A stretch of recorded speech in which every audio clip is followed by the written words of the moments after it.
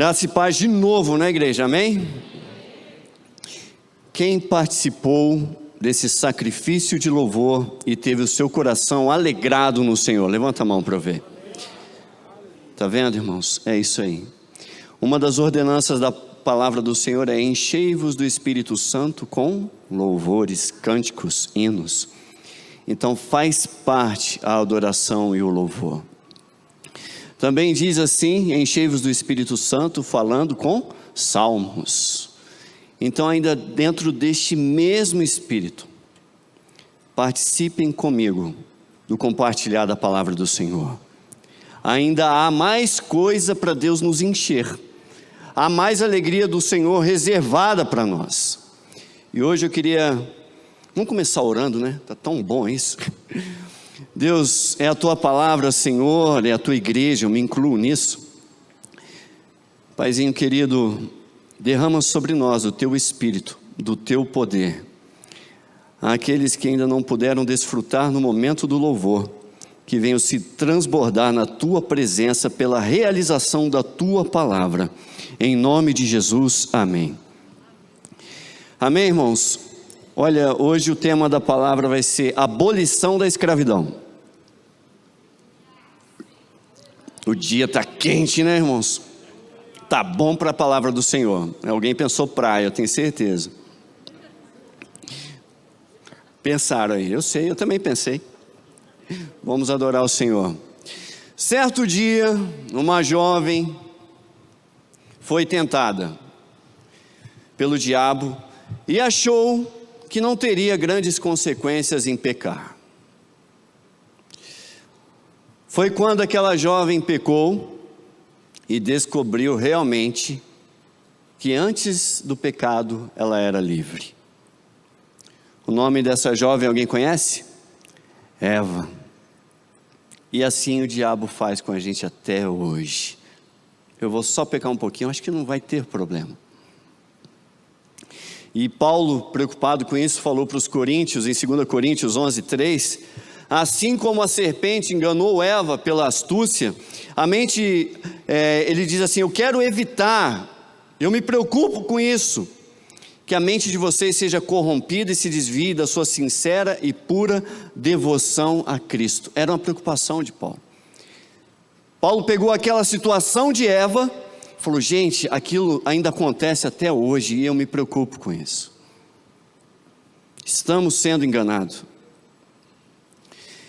E em 1 Timóteo 2,14, Paulo falou assim, olha, tendo sido Eva enganada, ela se tornou transgressora. Quando somos enganados pelo diabo e caímos nessa tentação dele, somos transgressores. Pecamos, erramos. Éramos livres da escravidão, queridos. Adão e Eva eram livres, mas só perceberam que tornaram-se escravos quando seus pensamentos, as suas emoções foram afetadas pelo pecado da desobediência, pela transgressão. Aí eles perceberam, puxa, a gente era livre, rapaz. E o diabo enganou.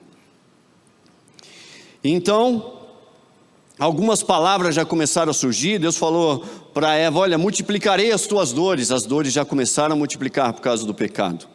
Houve ali já naquele ambiente de pecado, insegurança e medo. Quando a gente vai para Gênesis 3:10, vai dizer vários tipos de sentimentos que não haviam antes do pecado. Insegurança, medo, ouvi os seus passos e fiquei com medo. Vergonha, olha, descobri que eu estava nu. Omissão, por isso eu me escondi. Covardia moral, ainda acusa Deus, né? Foi a mulher que tu me deste, o Senhor que inventou isso, mais ou menos isso.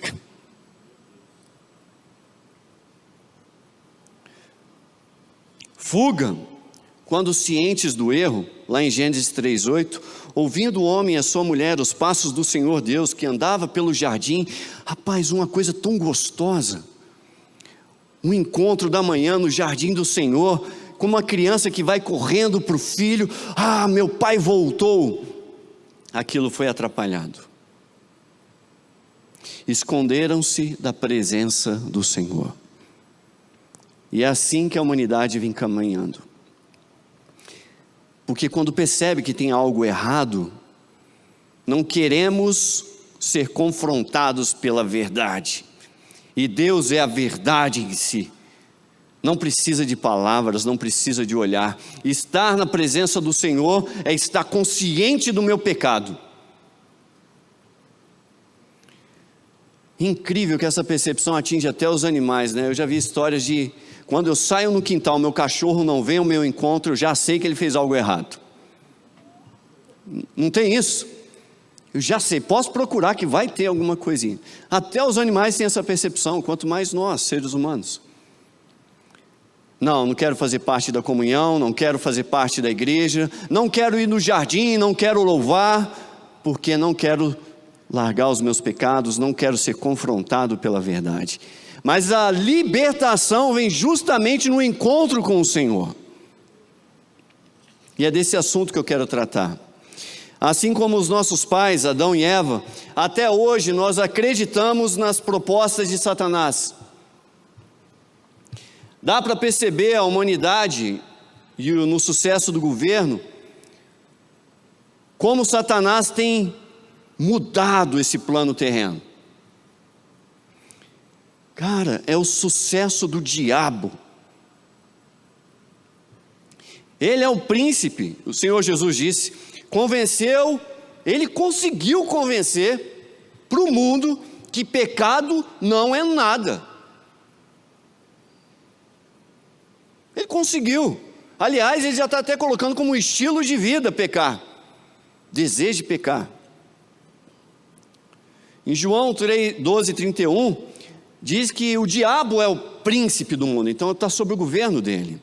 Em João 16:8, versículo 11, quando ele, Jesus, voltar e vier, ele vai convencer o mundo desse pecado, da justiça e do juízo, porque o príncipe desse mundo já está condenado. Ele vai dizer, olha, com a presença dele estava tudo errado. E assim nós vamos comprando e pagamos pelas crenças nas mentiras de Satanás. Em 1 João 3,8, aí na versão King James, atualizada, de 99, tem que dar o ano ainda, né? Aquele que vive habitualmente no pecado é do diabo. É isso que quer dizer. O estilo de vida, não é que o pecado é um acidente, é um estilo de vida. A pessoa vive, está tudo certo, peco mesmo, ninguém tem nada a ver com isso, o problema é meu. E caímos no pecado e levamos os outros com as nossas crenças na mesma direção. Seguimos homens, mulheres, multiplicadores dessas mentiras de Satanás sobre o pecado e dizemos que, olha, isso que aconteceu, irmão, não é grave não. Isso aí, fazendo referência ao pecado, é apenas um probleminha. Não, isso é só um vício. Que isso? Isso é uma doença. Ou talvez, olha, todo mundo faz, é normal. Mentiras do diabo que já compramos como verdade e ainda vendemos aos nossos irmãos. Deus nunca disse isso a respeito da desobediência dele lá em Gênesis 3. Por que eu e você vamos dizer isso? Como a humanidade sem Cristo, vamos tomando posse de sinônimos mais leves para o que a Bíblia sempre chamou gravemente de pecado. Efésios 5, dos versículos 6 a 10, diz assim Paulo, olha, ninguém os engane com palavras tolas. Isso já acontecia na época de Paulo. Não é novo o que está acontecendo nos dias de hoje.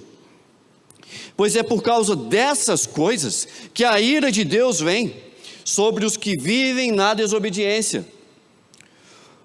No versículo 7, portanto não participem com ele dessas coisas. Não vai achando que está tudo normal, que não tem nada a ver, que é tudo igual, que é a moda.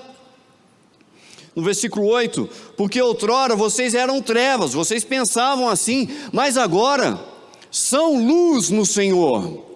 Vivam como filhos da luz. O versículo está dizendo, olha, Tem alguns de vocês que são filhos da luz, mas estão vivendo como se das trevas fossem. É possível estarmos aqui no meio, compartilhando desse louvor maravilhoso, da palavra de Deus, e alguns são verdadeiramente convertidos, aceitaram Jesus, vão para o mesmo céu que nós, aliás só tem um céu, tá bom? E ainda estão perdendo a oportunidade de desfrutar de maior alegria do Senhor, porque ainda vivem sobre o estilo das trevas. E no versículo 9, pois o fruto da luz consiste em toda bondade, justiça e verdade. E no 10, aprendam a discernir o que é agradável ao Senhor. Existe aí, irmãos, um culto racional. Crer é pensar. Crer em Deus envolve desenvolvimento. Crer em Deus também envolve aprender. Quando foi que você parou de aprender sobre as coisas do Senhor? Porque alguns tinham descansados, simplesmente no eu aceito Jesus como meu Senhor. Mas isso é só o ponto de partida. Aprendam a discernir o que é agradável ao Senhor. Aprendam a ver e compreender o que está acontecendo. Em João 8,44, vocês pertencem ao Pai de vocês, aqueles que são das trevas, aqueles que não aprenderam as coisas.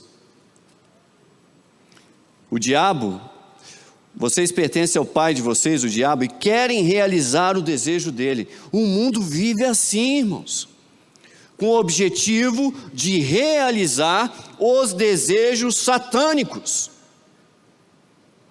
ainda que inconscientes, mas estão todos neste fluxo. Isso eu chamo de humanismo, que é realmente uma adoração, contrária ao cristianismo. E Jesus disse assim, olha, ele foi homicida desde o princípio e não se apegou à verdade. A verdade é o Senhor, ele não quer, ele é contra aquilo. A humanidade e muitos dos seus conceitos não vêm do Senhor, vêm da mentira, vêm do diabo, porque nele não há verdade.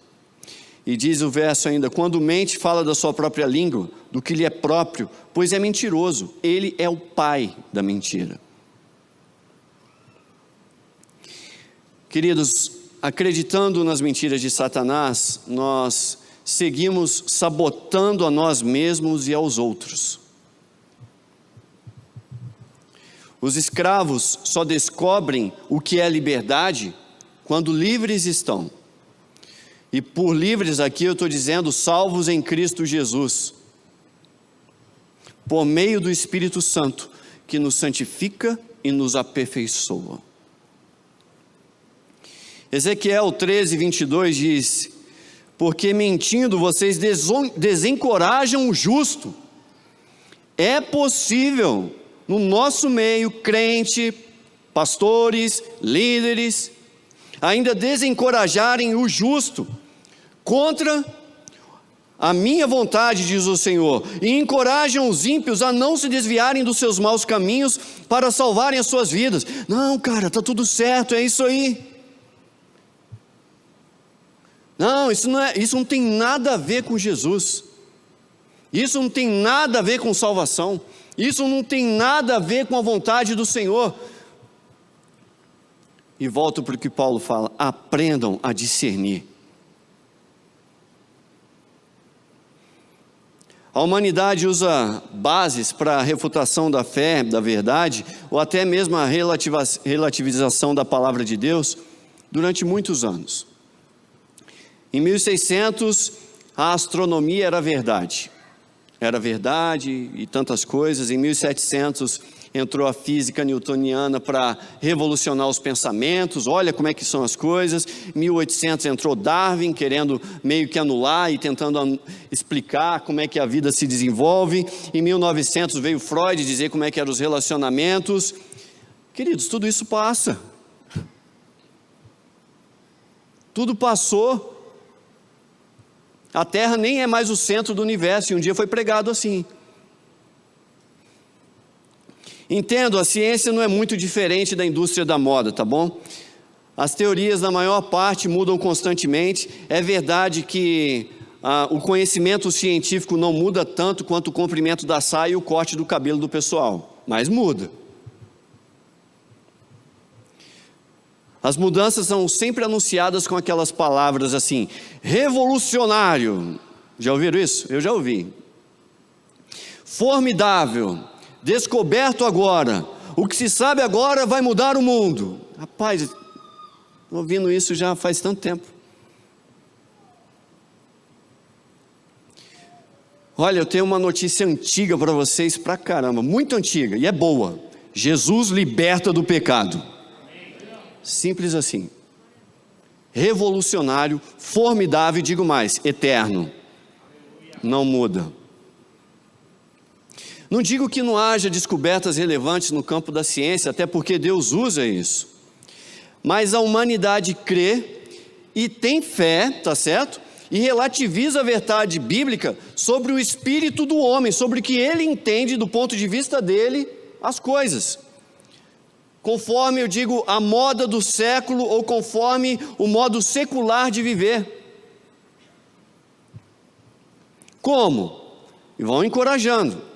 A impiedade justificando o pecado. Olha, a raiva é um sentimento legítimo, tá? Saudável e verdadeiro. A Bíblia nunca disse isso. O egoísmo, olha, é necessário. Estão exigindo demais de você. Irresponsabilidade, isso é disfuncional. Isso aí foi por conta do que os outros fizeram a você. Divórcio, é muito natural. Deus sempre dá uma segunda chance. É verdade, Deus dá uma segunda chance. Mas não podemos olhar com naturalidade para nada disso. E ainda mais, entristecendo os que agem corretamente. O justo. Olha, aquele cara lá é muito responsável. Eu acho que ele é codependente, por isso que ele está agindo assim. Olha, aquele lá tem um coração de servo, humilde. Estão deixando que os outros se aproveitem dele. Fidelidade conjugal. Puxa, rapaz, Deus não quer esse tipo de casamento. É muita incompatibilidade emocional, muita incompatibilidade de gênio. Divorcia, a culpa é do outro. Vamos comprando, vendendo e desestimulando os santos. Lembre-se, irmãos, escolhas que nós fazemos, aparentemente boas, bonitas, no fim, às vezes é triste. Eu me lembro uma vez quando criança, e aí eu sou da geração antiga, né? Assisti o filme do Popeye. Nossa, olha aí, revelou a idade. E o Popeye comia uma coisa para ficar muito forte. O que era? Espinafre. Aí lá vai. Eu fui visitar com meu pai um colega, né? Aí passei assim do lado de um canteiro assim na casa do cara. Falou: isso aí é espinafre. Aquela criança maravilhada com aquele desenho, né? Falou: isso aí deve ser forte. Aí o cara falou: pode comer aí. Meu amigo, meu paladar não estava acostumado com amargo. Quando eu comi aquilo, eu queria morrer. Eu falei: é isso que o papai come? Bonitinha, rapaz, a folha verdinha assim, mas aquilo caiu, mas ficou amargo que foi até na alma. Ali eu só queria que acabasse a visita e mantendo aquele orgulho, né? Tudo certo, eu estou morrendo aqui, mas ninguém percebeu nada. Aquele amargo descendo até a alma. E às vezes a gente faz a escolha assim. Parece agradável, desejável e bonito, mas o fim é muito amargo. Isso está em Gênesis 3:6. Quando a mulher viu que a árvore parecia agradável ao paladar, era atraente aos olhos, além disso, desejável para dela se obter discernimento, tomou o seu fruto, comeu e deu ao seu marido, que comeu também. Tudo bonito. É legal, é agradável, é atraente, é bonitinho, desejável. Cara, que vontade de fazer aquilo. E o final, amargo, e tão amargo, que eu e você estamos colhendo isso até hoje. Essa amargura chegou às nossas vidas. A serpente incluso aqui na forma de viver o mundo, né? Sempre vai dizer que o que ela está propondo é a verdade. O truque, irmãos, é velho, mesmo quando contraria a palavra do Senhor. E aí, eis a vantagem para a nossa geração. Se eu não conheço a palavra do Senhor, eu vou acreditar no que a serpente está me propondo. Toda mentira que acreditamos e vivemos, essa forma de viver pecaminosa, leva-nos à manutenção da escravidão do pecado. Toda mentira que acreditamos e vivemos, essa forma de viver pecaminosa, leva-nos à escravidão, à manutenção do pecado e da escravidão. Vamos continuar escravo. E aí a gente não entende, porque, olha, medo, fuga, insegurança, vergonha, dor, angústia, fuga de Deus, manutenção da escravidão. E tem vários tipos de escravidão. Não que a coisa é errada em si, mas na forma que nos relacionamos, por conta do nosso pecado, nós conseguimos nos tornar escravo de comida, alimentação, drogas, TV, vícios, ansiedade, medo, necessidade de aprovação, timidez, livros de romance, TikTok, não sei quem sabe o que é isso, né? Tem uma geração... Finanças. Isso é fruto do pecado no nosso interior. E isso é fruto da nossa escravidão, da falta de libertação do Senhor Jesus. Ainda que salvos, mas talvez vivendo como se das trevas fossem. Em 2 Pedro 2,19, Pedro alerta: prometendo-lhes a liberdade, eles mesmos são escravos da corrupção, pois o homem é escravo daquilo que o domina. O que é que te domina aí, irmão? O que é que você não consegue libertar? Ou o que é que você está todo dia, de novo não, caí mais uma vez?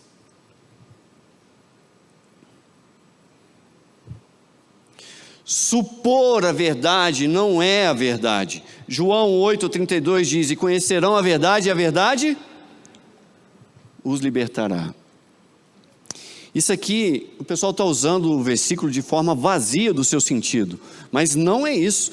Jesus é a verdade sobre todas as coisas, sobre a forma de viver, sobre a forma de relacionar, sobre as nossas formas de emoção. Se você duvidar um instante que seja da bondade do seu Deus, um instante, tudo aquilo que você acredita, ou o quanto você acredita, vai determinar o seu modo de viver e passar sobre as coisas. Uma dúvida só. Salmo 119:68, o salmista diz assim: tu és bom, e o que fazes é bom, ensina-me os teus decretos. Isso não pode ser dúvida no seu coração. Apesar de, não duvide do caráter de Deus, a despeito dos acontecimentos. Não duvide o quanto Deus é bom. Homens deixam de temer a Deus, não por conta do que Deus diz, mas pelo que vem nos homens, tentando entender Deus a partir do homem, e não tentando entender Deus a partir de sua palavra. Não é o que vemos nos homens que determina o que ou quem Deus é. Vou repetir. Não é o que vemos nos homens que determina o que ou quem Deus é. Não é. E aí a gente ouve: olha, eu tenho dificuldade com Deus por conta dos meus pais. Não que eu estou justificando aqui a conduta dos acusados, tá bom, irmãos? Não é isso. Olha, eu não sigo a Deus por conta dos pastores. Não creio em Deus por conta da igreja. E, queridos, ainda que a gente tenha bons exemplos, e temos, tá bom? Todos não passam de representações imperfeitas do que Deus deseja de um homem. O próprio apóstolo Paulo, lá em Filipenses 3, de 13 a 14, ele falou: olha, eu não penso que eu mesmo já tenha alcançado aquela maturidade. Ele falou: eu não alcancei, mas avançando para as que estão adiante, prossigo para o alvo. Não é o que os homens dizem que determina o que Deus é. Ainda mais aqueles que não são salvos, aqueles que estão com aquela mente completamente terrena, diabólica, fora da palavra de Deus, que diz: olha, veja bem, a ciência diz, os estudos mostram. Não, não é isso. Apesar do que foi dito, você e eu temos que entender que a Bíblia é quem apresenta a imagem de Deus para entendê-lo. É a própria palavra quem define quem Deus é. Isaías 49, de 14 a 15 diz: Sião, porém, disse: o Senhor me abandonou, o Senhor me desamparou. Será que uma mãe pode esquecer do seu bebê, que ainda mama, e não ter compaixão do filho que gerou? Embora ela possa se esquecer, eu não me esquecerei de você.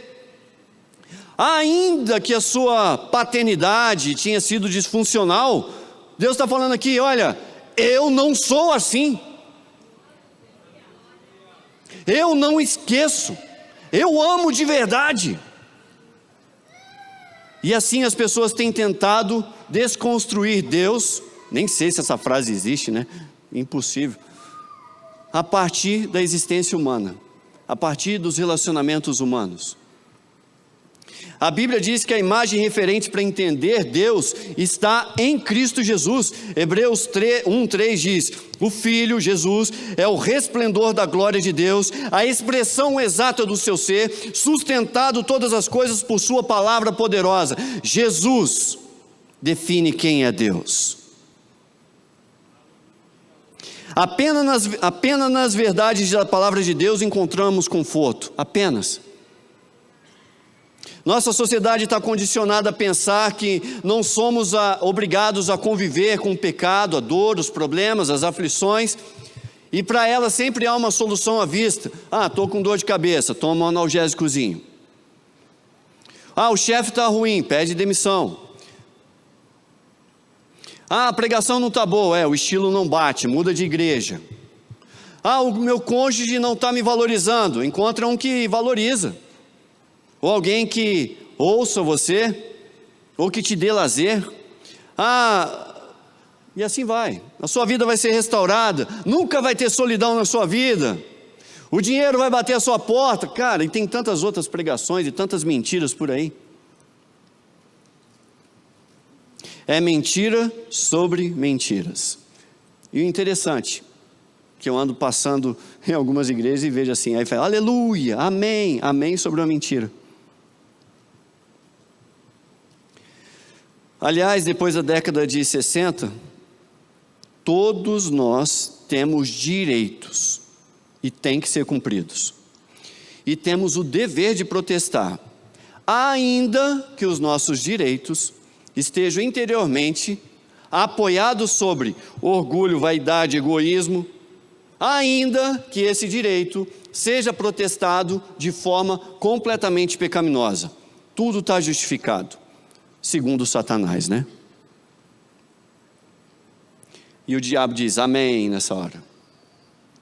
Assim exigimos que os outros nos sirvam, como se fosse um mar morto, sempre pedindo, exigindo dos seus afluentes, e que continuem nos alimentar com as águas da felicidade. É meu direito ser feliz. Meu nível está muito baixo. Com as águas da compreensão, é meu direito ser compreendido. A estiagem chegou.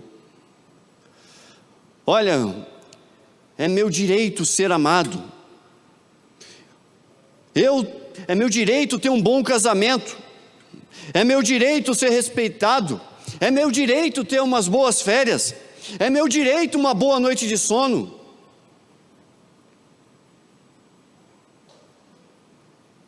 E assim vai, irmãos. Amo muito mais os meus direitos do que o meu amigo, do que meu inimigo, do que o meu cônjuge, do que o próprio Senhor. Meus irmãos, é direito de vocês, pela palavra de Deus, conseguirem amar os seus inimigos, servir uns aos outros. É completamente diferente do mundo. Deus os libertou para conseguir fazer isso. O mundo não consegue, apenas os filhos de Deus conseguem. Escravos do pecado, quando não amados, quando seus direitos são violados, pecam em protesto. Em nosso protesto, muitas das vezes, autoproclamamos juízes da situação, porque não sabemos discernir e tomamos medidas. Não, eu tenho o direito de não gostar dos meus sogros, dos seus amigos, daquele pastor, do meu cônjuge, do chefe. E me lembra de Jonas reclamando, né? Os ninivitas, Senhor, o Senhor quer salvar aquele povo mau? Sabe quando no seu coração você fala, aquele cara não pode ser salvo, ele tem que ir para o inferno? Você não fala, mas às vezes você pensa, né? Não acredito, aquele cara vai ser salvo? Justiça humana. Sempre nos trataram mal, Jonas protestando para Deus, eles não merecem. Em Jonas 4:1 diz assim que ele ficou extremamente contrariado. Eu não acredito que o Senhor vai salvar aquele pessoal. E Deus pergunta para Jonas depois, lá no finalzinho, é razoável essa sua ira, Jonas?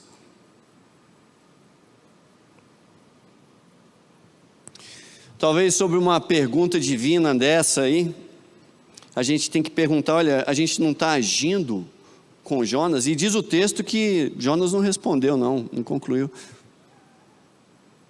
E a gente fica guardadinho ali. Jesus veio nos dar capacidade de ficar livres dessa vida pecaminosa. Isso é a abolição do pecado. Ela está em Jesus Cristo. O pecado seu, meu, nosso, ele é combatido pelo evangelho que Jesus nos deixou. O mundo se entende pela palavra de Deus e não pelo que o mundo diz a respeito de si mesmo. E o mundo? Jesus falou, no mundo tereis aflições. Ser cristão é ser como Jesus Cristo. E Jesus falou assim, olha, eu não tenho nem onde reclinar a cabeça, o negócio está difícil. Viver o reino na terra é ter aflições como Cristo. Andar sobre essa terra é andar como Jesus. E ele disse, amem seus inimigos. Amem seus inimigos.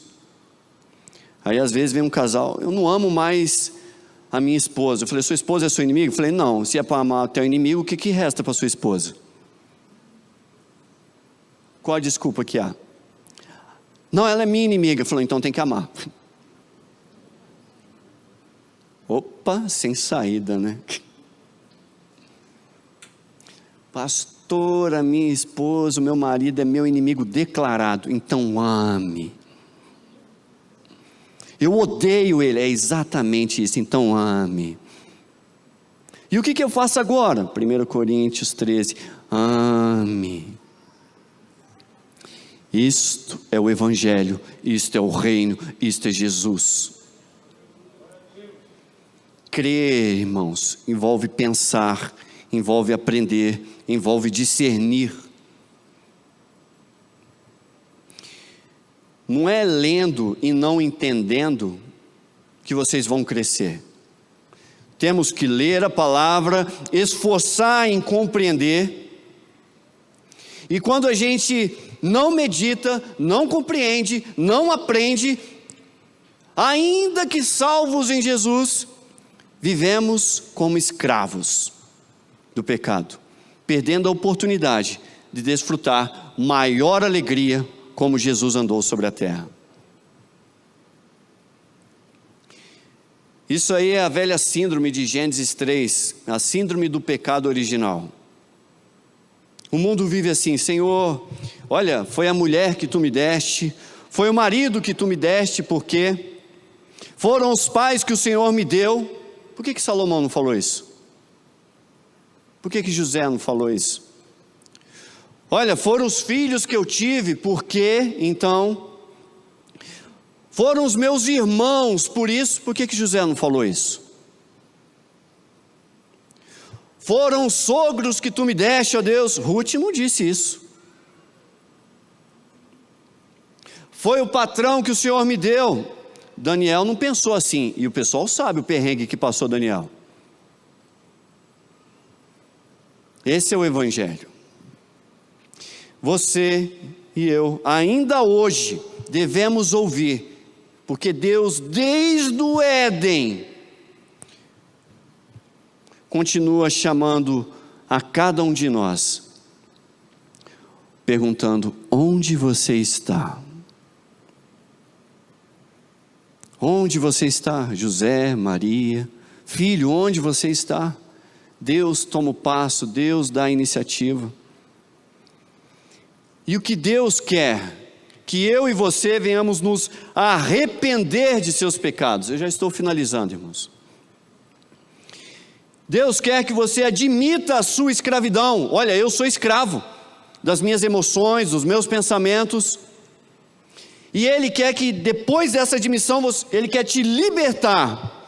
Como que acontece isso? Pelo sacrifício salvador de Jesus Cristo, que trouxe a nós e implantou em nosso interior o Espírito Santo.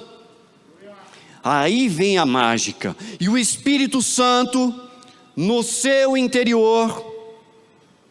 Aí está a grande diferença, irmãos. Ainda que tenha um grande teólogo, um grande historiador, que leia a Bíblia de capa a capa, ele não consegue tornar verdade o que lê, porque ele não tem o Espírito Santo em seu interior. Mas aquele que é salvo, que tem o Espírito de Deus no seu interior, as verdades se abrem diante dos olhos dele, e não é só uma coisa de pensar como Cristo, não é uma coisa de seguir o estilo de vida como Cristo, é algo poderoso mesmo, que Paulo fala até chama de domínio próprio. Ele capacita ao seu modo de viver, ao seu pensamento em Jesus Cristo. Daí a ideia que você tem de alimentar a sua mente, o seu coração com a palavra do Senhor. Você descobre e fala: uau, Senhor, isso? É isso? É o Espírito Santo pega o seu interior e fala: eu vou te capacitar a conseguir realizar isso. O Espírito Santo ensina e é o agente transformador do nosso interior, conforme a medida do nosso pensar em Jesus Cristo. E quando diz assim, erram por não conhecer as Escrituras, é um erro, irmãos, também não conhecer. Porque à medida que você vai descobrindo as verdades do Senhor, e estamos em santificação progressiva a cada dia, o Espírito Santo fala: isso vou transformar. E às vezes o pessoal pergunta para mim: como é que você se libertou disso, Getúlio? Ai, como eu queria dar uma fórmula de 10 passos para vocês, mas eu não tenho. Quando vi, já estava diferente. Isso é o Espírito Santo, o agente transformador e verdadeiro no interior de cada crente. Mas vocês precisam descobrir, precisam pensar, e esta igreja se esmera e busca dar a vocês um cardápio de conhecimento sobre Jesus Cristo. Para quê? É sobre esse conhecimento que o Espírito Santo vai trabalhar no interior de vocês e vai transformá-los para a alegria do Senhor. Não é brincadeira. Paulo falou: busquem, aprendam a discernir. E Deus, queridos, como aquele pessoal de Nínive, cruel e ruim, Deus falou assim: não deveria ter pena dessa grande cidade. Deus tem pena, Deus tem compaixão dos seus filhos e de toda a sua criação. E por isso Ele nos trouxe Jesus. E Jesus falou, irmãos, e eu não quero ficar longe disso não. Nínive vai se levantar no juízo, eles foram salvos. Aquela rainha de Sabá que foi ouvir sobre a sabedoria de Salomão, foi salva, ela também vai estar no céu. E eu quero estar com esse povo que acreditou em Jesus Cristo, com esse povo que entendeu a mensagem do Senhor. E como eu quero ver vocês lá também, né?